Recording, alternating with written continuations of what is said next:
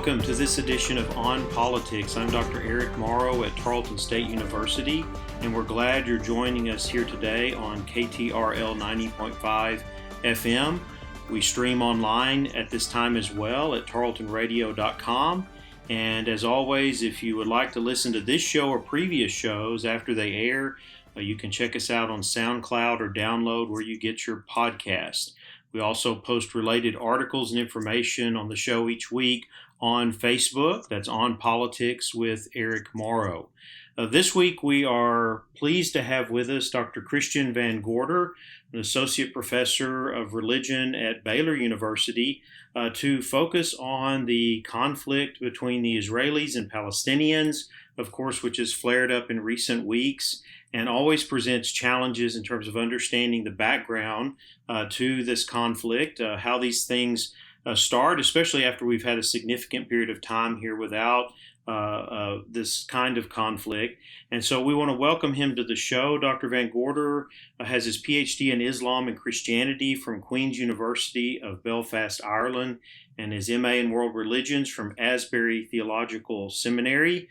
He's recently published Jews and Christians Together, An Invitation to Mutual Respect, and his book prior to that, Islam, Peace, and Social Justice.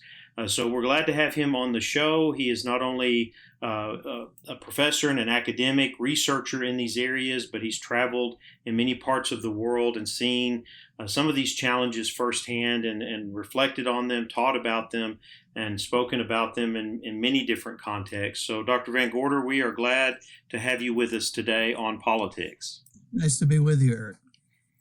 So I just wanted to get started first. After we've had such a significant time, I think it's been 7 years since we've had this level of conflict, and even longer than that since it's been more of considered an uprising by the Palestinians. What has led up to this? What has fed into this kind of renewed conflict? Because I know there's a lot of people out there comparing it with presidential administrations and saying, oh, well, it's transitioned from one to the other. This has a long history, which I know we don't have time to go into, but there are a lot of issues here and a lot of complexity. And so I'd really like to hear your insights on some of the more recent challenges that continue to result in conflict like this. Sure. So you are correct. Absolutely. It's a labyrinth. When you're talking about the history of this situation, you can go back to the Bronze Age, 3,500 years ago, where there's conflict at this Afro-Asiatic land bridge, empires fighting over this region, going to the Iron Age, going to the times of the Bible. So you're absolutely right. The historical context is profoundly multivalent. But you're right, too. There was 14 years ago or in the last 14 years, there have been four major conflicts between Gaza and Israel. So the last major one was 7 years ago, as you say, and there were three others before that, beginning in 2007. So this one was perpetrated by a series of events, most recently in April when the Temple Mount, the call to prayer speakerphone was disassembled by Israeli Defense Forces because they were having a program with notable Israeli speakers at the Wailing Wall, and they didn't want that interrupted. They had tried to go through protocol and procedure to have that removed. Israel, of course, says that they did everything they could to avoid a conflict. Palestinian perspectives say they provoked and did, everything was unnecessary about it. And then there were also problems in local neighborhoods, specifically in East Jerusalem, where, again, you have two narratives, Jewish perspectives that the neighborhoods were, Jewish families were being displaced, Palestinian perspectives, their Palestinian families were being displaced. All of those two incidents led to the launch of missile strikes from Gaza into Israel, and we're in day 10 now. And in those last 10 days, there have been over 3,700 missile strikes, according to Israel, into got into Israel, they have the iron defense system that stops about 90% of those. That system is pretty advanced technology, paid for and supported and funded by the United States, the Iron Dome. And then Israel has shot in 1,500 at least missiles. And it's really hard to calibrate these numbers because you're relying on official sources, and that doesn't include things like airstrikes, different kinds of strikes. So it's a very multivalent situation that began in April.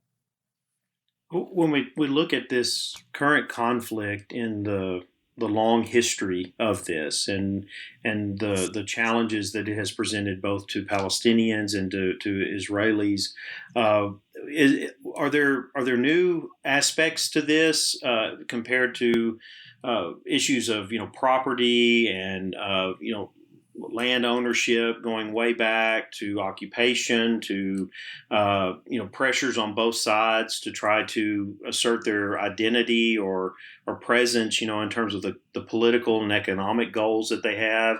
I didn't know if this falls in line with what we've seen in previous years, or if there are any new facets to this that make this more either challenging or present new elements to it that are going to make a significant challenge going forward. Well, there are, absolutely. So the 4 incidents that have happened in the last 14 years, they were fairly consistent with what's happening now, with one major exception. And that is that local communities in places like Ashdod and Lod, Jews and Palestinians have been fighting. Bakery shops, coffee shops run by Palestinians have been attacked by Jewish citizens, and Jewish shops have been attacked in Palestinian majority neighborhoods. So that's very unique. These situations have always been really seen as political confrontations between major or a country and a political party, Hamas, a terrorist organization, according to the United States and some other views since 2007. The Palestinian situation has to be understood, and it is complicated. There are actually Palestinians in Israel. There's about 2 million of them who are citizens. There's between 100 and 600,000 who travel in and out from the Palestinian territories who are not citizens, but some of those folks are resident, even though they're supposed to come in and out at night. And then you have the Gaza Strip, which is bordered by Egypt and has been part of is not part of the 1993 accord, which set up the Palestinian Authority on the West Bank. So you have Palestinians under Hamas since 2007.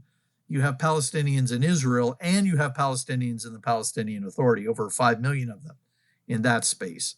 So it's you can't speak about Palestinians generally. We're really specifically, the Gaza Strip is an entirely different situation than what's happening in the Palestinian Authority. And actually, there's the proof of that is that this is not happening in the Palestinian Authority and hasn't happened on the West Bank. It's happening in Gaza and has happened these 4 times. And there's a lot of reasons for that. So, but the major difference is the civil unrest at the grassroots level, the potential for this going into the Palestinian Authority onto the West Bank. So that's a serious possible addition. And of course, it's easy to lay blame. There have been U.S. efforts now since the Oslo Accords, since really even Camp David, but certainly since 1993, there have been clear mandates. United States has worked on the path. They've worked to a 2-state solution. That 2-state solution is now under dire stress. And most Israelis, most Palestinians do not think it's feasible. The political left, the extreme left and the extreme right are controlling the situation in Israel. And that's new. That wasn't the case. There was a center-left, center-right coalition dealing with it. But of course, ever since the Oslo Accords, that extreme left and extreme right have grown. Yitzhak Rabin is assassinated in 1995. So you see progress toward an extreme right. And now the present government in Israel is really being run by the extreme right, although the extreme left and extreme right are allied in the action because everyone wants survival. But it's a very new situation, and it doesn't bode well for any kind of future. It's definitely strengthening Hamas's hand. Definitely. Well, that challenge internally in political challenge you said of the extreme right and extreme left, and of course the chance that this could spread not only to other areas, the West Bank and so forth. Then I guess the concern about it spreading beyond the borders of Israel and the Palestinian territories is that still the reason that there's a lot of international focus on this? I mean, I know we've had in the recent past we've had several predominantly Muslim nations that have engaged in recognition of Israel. We've had a few changes on that front, but I'm wondering if that aspect of it, in terms of international attention, is still a very major concern, and thus why not only the U.S., which has long been engaged in the region, but other countries as well are concerned about what is happening now. Yeah, you're referring to what the Trump administration called the Path to Peace and Prosperity, which was an initiative launched by that administration, going against all the administrations since Camp David, because since Camp David, there are basic precedents or basic understandings that a two-state solution had to be negotiated between Palestine, the Palestinian Authority, Palestinians and Israelis. The Path to Peace and Prosperity, the Trump administration initiative, completely bypassed the Palestinians. So the recognition of Israel as a nation by Kuwait, Morocco, United Arab Emirates, I believe a few other nations, that was politically advantageous. It recognized something, but it didn't do anything to help this problem. It actually exacerbated the problem because Palestinians were not included. In fact, the opposite. They were seen as irrelevant, which evidently they don't agree with. So, and also, of course, the other problem with the emboldening of the extreme right, the unbridled support of settlements, and that's been strongly supported in the media from the American right, the Trump administration, which broke really with the Bush and Reagan and previous Republican administrations. So the previous Republican administrations took a much more cautious. There was not as much difference between Democratic and Republican efforts in the United States until recently. So there are fundamental new problems, fundamental new challenges, and ultimately Hamas is being strengthened by this effort. And Israel really has run a tactic without a strategy.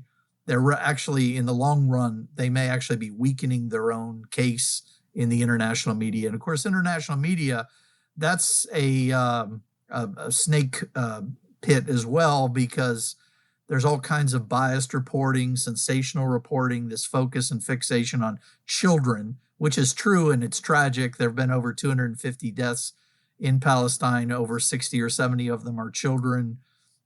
Those are horrible facts, but the fact is that that's not happening again in the Palestinian Authority. You have these kinds of tragedies happening in Gaza. Hamas benefits and sees a certain advantage when these kind of atrocities happen to their own people. They don't go into these situations expecting to win. They go into these situations expecting to have horrific losses. And that's a calculated effort on their part to gain larger objectives. Israel is participating in that, which is to their discredit. So both groups are right now committing war crimes, both Israel and the Palestinian Authority. That may not be popular, but that's war crimes as defined by the United Nations, attacks on civilians, and the Geneva Convention, these kind of basic fundamental criteria. When people look at this from the other side of the world, and I think a lot of times the religious identities come to the forefront, and of course a lot of this is very political.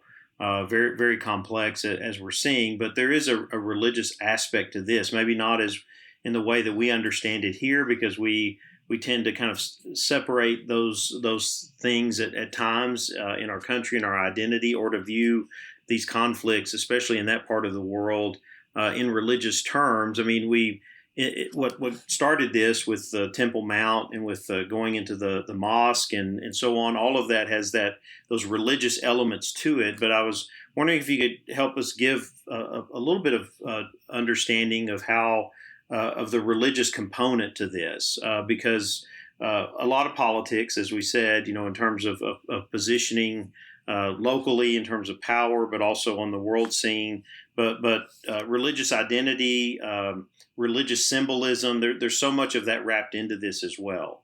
Can you offer a little bit and just in trying to understand, helping us understand that aspect of this? Right. There are several religious factors. And of course, these factors have been brought to everyone's attention since 9/11, raising significant questions as to whether religious forces help or contribute to violence. Both of the major religions involved here, both Israel and Judaism, Islam and Judaism, they take on a very different flavor when they're in the majority and when they're in the minority. So that's an important factor.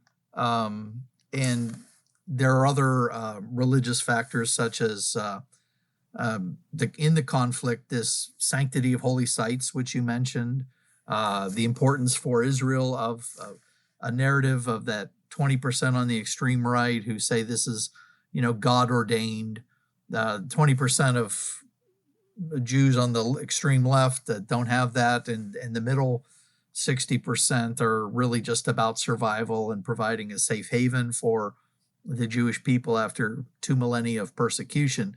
But there is that 20% that Prime Minister Netanyahu is fanning the flames of, that has never had much authority in the larger political debate, although they've always been there, that this is a God-ordained country, and you can't concede even a meter of the land to the Palestinians. Of course, the Palestinians have the same narrative that this is their land given to them by God. You also have apocalyptic factors. Both the religions believe in significant claims of apocalypse that will be brought on by conflict and war. So there is that kind of self-fulfilling religious dimension as it relates to apocalyptic narratives. But fundamentally, can these two religions be brokers for peace? Can they be a resource to end conflict? In actual fact, right now, both religions are fanning the flames of the conflict and saying that their religions are justifying and rationalizing those atrocities. On the engagement, we've talked a little bit about the United States and its role, but when you look at this current crisis and how the U.S. has played a role in the past in trying to bring sides together, but also in ways to aggravating the situation and just the ongoing challenges of a solution, what do you see are the things we can take away from that in the past and kind of look at this now going forward? It's, as you said, we've kind of vacillated in different places based on presidential administrations and perspectives on this. There's the world community that looks at this and some have engaged and others have not. But it is an ongoing crisis that where we see people suffering and significant challenges in resolving and hoping for peace in that part of the world. Does the U.S. have a role to play in this in trying to help find some resolution in some way? Oh, absolutely. The United States has always played a role, both as a positively and negatively, since the inception of the State of Israel with the United Nations mandate of 1947 that went into effect in 1948. So yes, absolutely, the United States has a role, has always played a role. The problem now is with the last period of time, the United States has lost a lot of its leverage and authority in Israel. You can blame a lot of people for that. You can blame Obama's discussion about the focus on Asia and the red line of Syria, which was never enacted. You can blame the Trump administration. So both the Obama and Trump administrations have seen a decline of influence in an ability to be an honest broker with Israel and the Palestinians.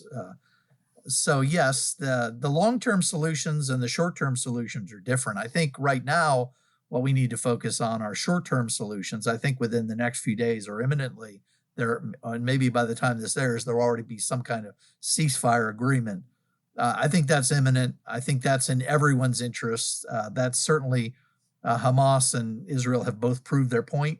So I think we'll go back to some kind of status quo where everyone will restock and refuel and get ready for the next similar kind of event in 4 or 5 years to build their brand and build their bases of support. So that's what this is about. And so in the short term, there has to be peace. There has to be humanitarian efforts. There has to be a recognition of the rectifying fundamental problems from the 1993 Oslo Accords, which there is a pathway for that. Inside of Israel, there are voices for ways to progress that situation where that doesn't become a tinderbox. So that hasn't happened yet. That's to the credit of Israel as well as the international community, but that's under risk now. So we have to give attention to the economic and practical needs of the Palestinian state, the Palestinian Authority on the West Bank. And then on the East Bank, we need continued help from Egypt. There has to be a humanitarian or human rights approach right now instead of a focus on political chess playing. I think you alluded to that when you talked about the loss of life and the terror. Let aside the loss of life, people living in both Israel and the Gaza Strip with constant attacks. So we need a human rights approach. That's where I think we will go here in the short term to addressing human rights focus on this. And then in the long term, we have to move away from, we really have to recognize the Palestinian needs. Otherwise, you'll have Israel. There are two things that need to happen. Number one, Israel needs its safety and security ensured. And number two, the Palestinians need justice. Those two things can work together. They can coalesce. It's in the interests of Israel to have peaceful neighbors and Palestinians who are living in cooperation and harmony. That sounds like a Pyrrhic, idealistic, impossible, quixotic dream, whatever adjective you want to describe. But there are precedents. There are plenty of world situations where there has been a resolution. You mentioned the unique problem of religion being de-escalating. That is an ongoing problem. But we need to try to put the genie back in the bottle. And there are long-term solutions as well as long-term catastrophes. If Hamas wins or if a new state is put in place and that state is destabilized, then you have a nightmare scenario for Israeli security. So Israeli security has to be ensured, but also the Palestinian needs have to be ensured. There's plenty of specific nuts and bolts ways that can happen. And there are plenty of voices in Israel and in this country, but around the world that are aware of how we can improve the Oslo Accords and how we can get back on track with some of these really important, practical, specific economic solutions for everyday lives, helping everyday questions. In your work, you've looked at other areas around the world where there's such a need for peace, reconciliation of some kind, where people can live peacefully. Looked at it from a religious perspective. I know you've alluded to some of this, and we've focused here on the kind of international level and what could be assisted in this process. As you said earlier in the interview, some of the stories coming out are about people attacking bakeries and taxi cab drivers and things like that. From your perspective, what does it take within communities, within a society, in order to affect these things? In order for, it's one thing for the governments and the politicians and the allies and so forth to be a part of that process, but it also has to take root within those communities to be substantive and to last. And from your perspective, what do you see needs to happen at that level? Well, that's a great question. I think we need. I think the center left and center right in Israel has abdicated its role of leadership, and so we have an extreme left and extreme right who are controlling the narrative now in Israel, as far as Israel goes. And then the Palestinian Authority, they're trying. They're led by Mahmoud Abbas. He's 85. He keeps delaying elections for obvious reasons to promote some level of stability. But there's a wealth of corruption that has to be addressed, and those are really important issues. And then Hamas cannot be supported and encouraged by other nations, and it has obviously necessarily can't control rogue states like Iran, but Egypt can be a major player. Egypt obviously doesn't want anything to do with the Gaza Strip. They don't want to acquire or bring that problem into their country, but they can see their own needs and interests to ameliorate the situation. The blockade that's gone on since 2007 puts the Gaza Strip completely in the control of economically of Israel. That's an untenable long-term situation. So I think we need to start with a few specifics that will kind of unlock the larger chains or lessen the change. In other words, instead of thinking big, we need to think small and work at small solutions that will make bigger solutions more possible. Because as you said, this has gone on forever and will continue to go on as long as people are trying to swing for the fences, swing for a home run when we need to just get men on base, as it were. So there is some reason. There isn't necessarily reason for hope or optimism, but there are certainly opportunities for optimism to be nurtured and hope to be encouraged. But the center has to become stronger.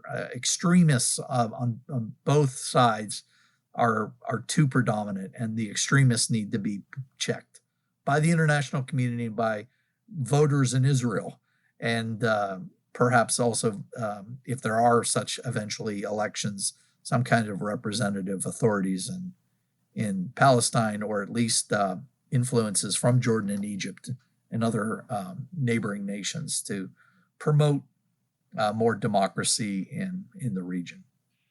Great question.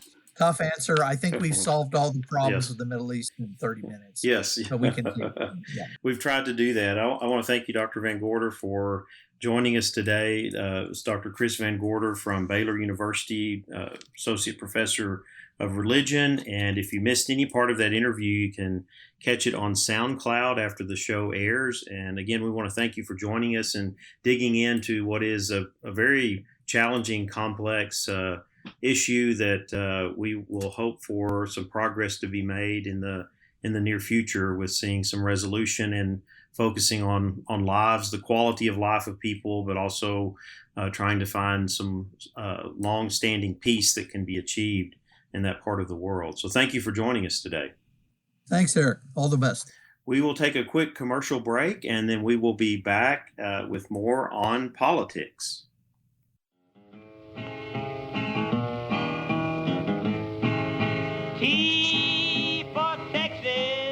T for Texas is a Texas-based history podcast from historian Dr. T. Lindsay Baker.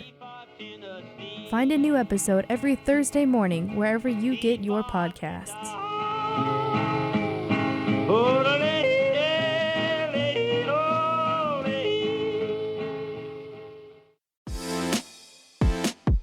I'm Rissa. I'm Taylor. And we are the Music Business Babes. Music Business Babes is a music-based bi-weekly podcast where we answer tough industry-related questions, discuss updates in the industry, provide insight from our own personal experiences, and share fun stories along the way. You can catch the show by searching for Music Business Babes or Tarleton Radio Network wherever you get your podcasts. Welcome back to On Politics. I'm Dr. Eric Morrow. We're glad you're joining us here today, and we know that you can be with us each week, Sundays at noon, right here on KTRL 90.5 FM. We thank again Dr. Christopher Van Gorder of Baylor University in coming on today and discussing the challenges of the Israeli-Palestinian conflict, what's caused this recent flare-up, and what are some of the issues surrounding this to help us to understand all of that in a more substantive way. And if you missed any part of that, as I said before the break, please catch us on SoundCloud. That's On Politics with Eric Morrow. So for this second part of the show, I've got a couple of topics that I wanted to get to. One that's more national state and the other that's state. But first of all, talking about the labor pool and the labor challenges in the nation as we see many areas and across the nation moving out of the pandemic constraints and challenges and measures that have been taken to try to address this public health crisis. And so there's been a lot of discussion about labor shortage. You see signs up, people looking, asking for people to apply for jobs.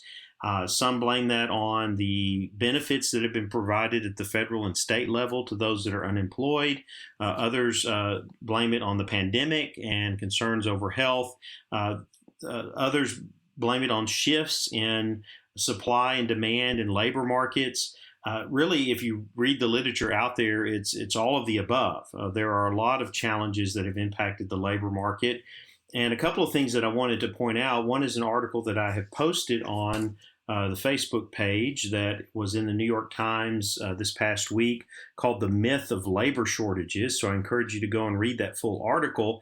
But I also want to talk about this in light of the employment or unemployment picture, we should say, in the state of Texas, because Governor Abbott came out this past week and said that at the end of June or June 26th, the extra $300 federal benefit for jobless Texans will be cut off. And so that will no longer be available to a group right now that stands at about 344,000 that are receiving assistance, which is down from 563,000 that were receiving it once the program was put in place. So all of these changes that are happening, Governor Abbott's decision, of course, based on the fact they want to encourage people to get off unemployment, get back out into the labor market, even if they're underemployed, even if they take jobs. It's the focus here is on getting jobs that earn a living wage. The other aspect of this, or another perspective on this, came in this newsletter by David Leonhardt in the New York Times, as I'd said before, entitled The Myth of Labor Shortages. And the focus that he takes is that the problem is not necessarily that there's not enough labor.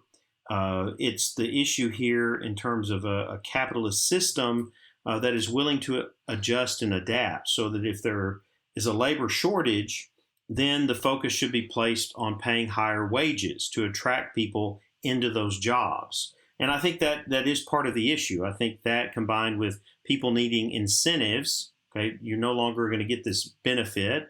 If you are employable, you should get out and look for work.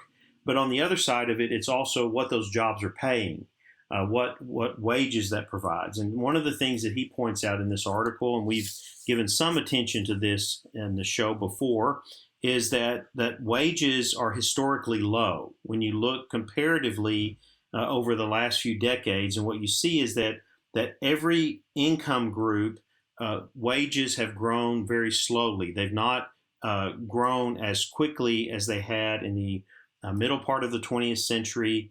And what we see as a share of gross domestic product is that worker compensation is lower than at any point in the second half of the 20th century. So our capitalistic system here has not kept up with wage increases at the pace that the gross domestic product has grown, at the pace that the economy has grown. And so what he is advocating is that maybe it's a time where this focus on low wages, which has certainly helped corporations, it's certainly helped the wealthy in terms of the resources that they've made, that it's time to shift some focus here into providing higher wages. And some have done that. Some companies are responding to this by offering higher wages. Bank of America announced last week that it would raise its minimum hourly wage to $25 and insist that contractors pay at least $15. Other companies that have recently announced pay increases include Amazon, Chipotle, Costco, McDonald's, Walmart, JP Morgan Chase, and Sheetz convenience stores. So the attempt here is to kind of look at this in the bigger picture, in the sense of, okay, we don't necessarily have a labor shortage. Labor is out there. The challenge that we've seen over time is that the ability for labor to engage in pushing for higher pay and wages, thus, unions have declined. Other mechanisms by which workers have advocated for better wages. Instead, we've seen corporate consolidation. We've seen technology increase to the point, too, that it impacts certain types of jobs. So where we are is in a rut, basically, in terms of the growth of wages and helping those that need jobs, that need entry-level or hourly paying jobs, to increase in their compensation and, of course, then affect their quality of life and the resources that they have. So why are low wages normal? He goes into this a little bit more in the article. Why continue complaints about a labor shortage? They're not totally misguided, he says. For one thing, some Americans appear to have temporarily dropped out of the labor force because of COVID, which is one of the reasons I mentioned at the beginning of this segment. Some high-skill industries may also be suffering from a true lack of qualified workers, and some small businesses may not be able to absorb higher wages. Finally, there is a rollicking partisan debate about whether expanded jobless benefits during the pandemic have caused workers to opt out. So all of these things are contributing. And of course, the challenges of a rebounding economy, as he says, they're putting demands on needing more labor to produce more, to offer more in the service industry. All of this is coming together to create some significant challenges right now in the labor market. So different approaches in our system, in a free market system where you have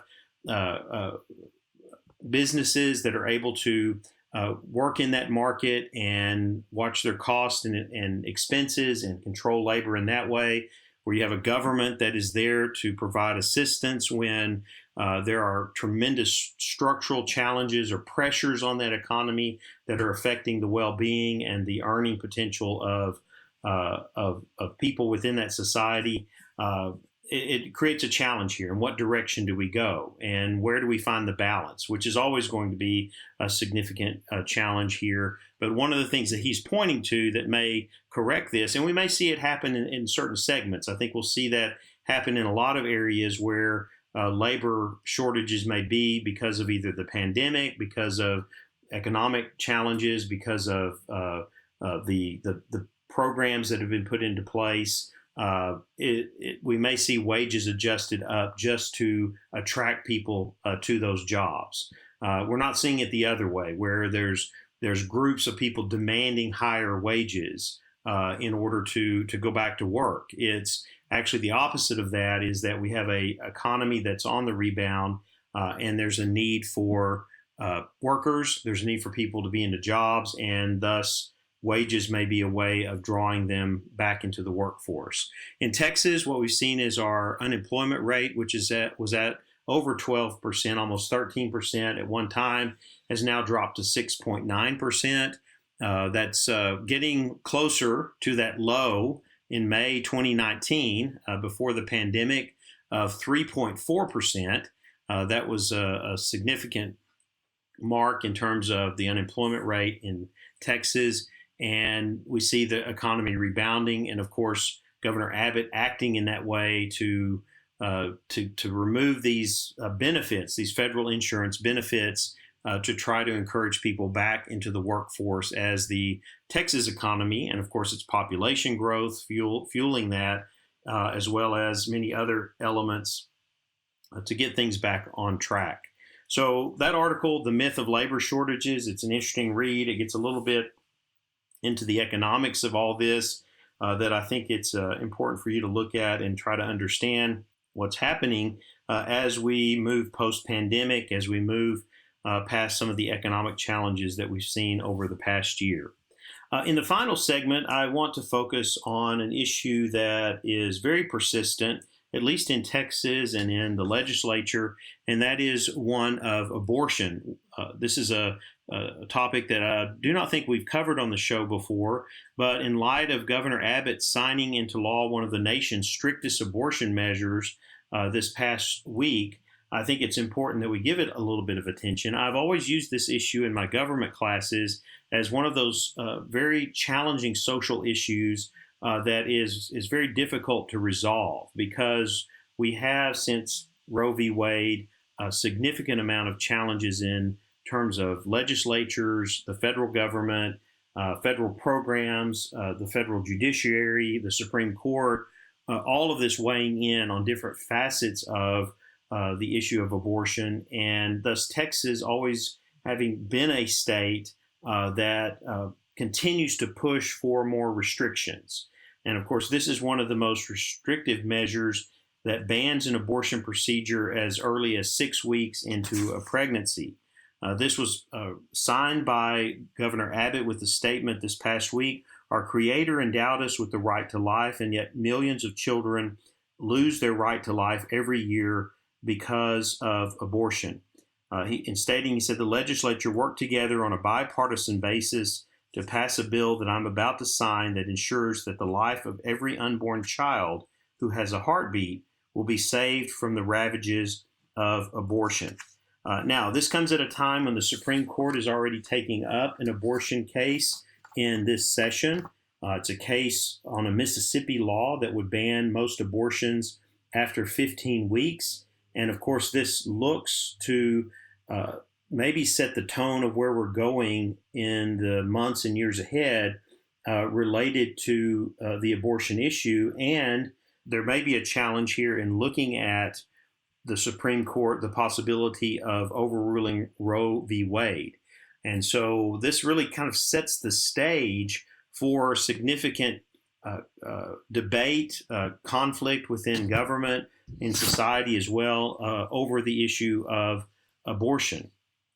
And I think we're going to continue to see this be a very strong social issue that is very challenging to resolve. And in fact, one direction that it could go, based on what the Supreme Court does, is this could be pushed back to the states. This could be one of those issues in which federal involvement in it, which has been challenged regularly over the past 50 years, that federal involvement could be much, much more limited. And thus this goes back to the states, and then it becomes much more of a focus within states themselves in terms of how legislatures and governors and courts in those states address this. That's the significance if a decision like Roe v. Wade is vacated, that where this would go. It kind of resets the process. It puts it back in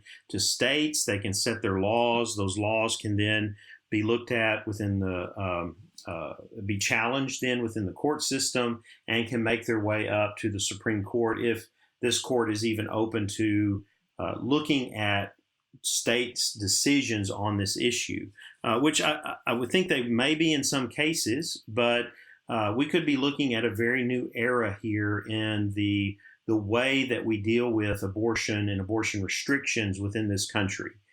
So I think that's where the significance is, knowing that the law that was signed by Governor Abbott this past week is one that will most likely end up in the courts. There is a new twist to this, and this is what's going to be interesting as we follow this through the court process, and because similar heartbeat bills, as they've been called, have been passed by other states.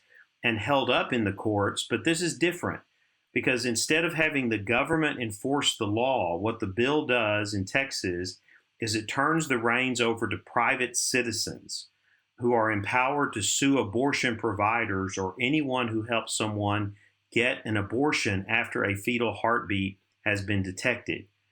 This person would not have to be connected to someone who had an abortion or to a provider to sue, which is very interesting. That just kind of opens it up. If someone knows that a person has had an abortion after 6 weeks, then that allows that person to be able to sue anyone involved with providing that abortion. So it's not versus the state, it's someone, an individual, then which will open this to pro-life groups and individuals within those groups to be able to sue in court. Josh Blackman was interviewed for the article in the Texas Tribune, who's a constitutional law professor at South Texas College of Law in Houston. And he said, quote, "It's a very unique law, and it's a very clever law. Planned Parenthood can't go to court and sue the Attorney General like they usually would because the Attorney General has no role in enforcing the statute. They have to basically sit and wait to be sued." So this is very interesting to see how this is going to work, how this is going to impact the legal process of challenging abortion. Part of it is that opens these organizations or opens these like Planned Parenthood and others, doctors, clinics, so forth, up to be sued on a regular basis in a way that would be very costly and expensive to them, and thus impact the way that they can do what they do. So again, on this issue here, I'm not looking to take sides pro-life or pro-choice here, but we're navigating kind of the politics of this and how this would work in relation to government. And of course, the politics part of it is that the attempts over and over again in the state of Texas to get more restrictions on abortion in place. And so this moves it to a different level. It's now not just the heartbeat bill that prohibits abortions after 6 weeks, but it is also putting in this mechanism that allows anyone to sue those that provide abortions, thus making it more legally and financially challenging for anyone who provides that service to navigate. So anyway, it's very interesting to see where this is going to go. And then what impact does this have, as I said earlier in the segment, on how abortion will be addressed at the national level? Because most likely this is going to move into the courts. This will be challenged in the courts. It's interesting to me to see how someone who has no connection with it has standing to do this. How will the courts recognize that? And then how will that play out if this moves to the federal court system and then possibly to the Supreme Court? So anyway, it's always a new twist on this and very interesting to engage with it, as it is such a very prominent social issue that has tremendous engagement on both sides of it, with people trying to exert pressure on our political system and on government to get the outcome, the policy outcome that they want. And it's one that is probably going to go in cycles. We're not going to see this easily resolved in the short term. In fact, it's probably going to get more intense, and we're very likely to see some significant challenges in how government actually deals with this issue. So I wanted to bring that one to your attention because it will be one that will follow. It will be one that is a perennial issue in the Texas legislature, as we see that there are often bills related to this. And this, of course, is a new direction. It has new facets to it that will make this issue probably even more challenging and more prominent as we go forward. It may seem that it's hard to see how more prominent that it could be, but I think we're going to see a number of actions in the courts and possibly this move to be looked at on the federal level within the months and years ahead. So stay with us here on politics. We will follow up with this issue as we do with many others. We want to thank you for joining us here today.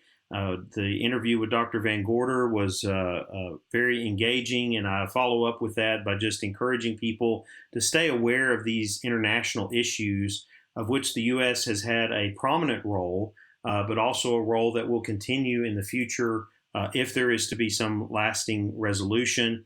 And of course, to know that it is our government, it's those that we elect to office, it's those that the resources that we contribute to government that help to make that engagement possible. And thus, these become very much national interest in terms of what's happening in other parts of the world. And it's important for us to be informed and to know how some of these issues and their long history have influenced politics and government as we have it today. And of course, we work very hard here every week to bring you interesting interviews, engaging interviews with people who are experts in various areas, but then also to cover national, state, as well as local issues that are important to you and that give you information that help you to understand the political aspects of it, but also how this is working out within the policy arenas and among the decision makers that have been elected to public office. So we want to thank you again for joining us. We're right here each Sunday at noon on KTRL 90.5 FM. We are available at 12 noon as well during that time on tarletonradio.com. And then after the show, you can download this and previous episodes from SoundCloud. That's On Politics with Eric Morrow, or at that same name. Visit us on Facebook, where you can look at recent articles that we've posted related to the topics for the show, as well as other issues. So join us again next week at this time. We'll have plenty of other issues, policy and politics to look at, to engage with, and to offer you the best interviews and the best background and information that you can have in order to be engaged and to be informed. That's it for the show this week, and I'll look forward to being back with you again next Sunday at noon right here on KTRL 90.5 FM.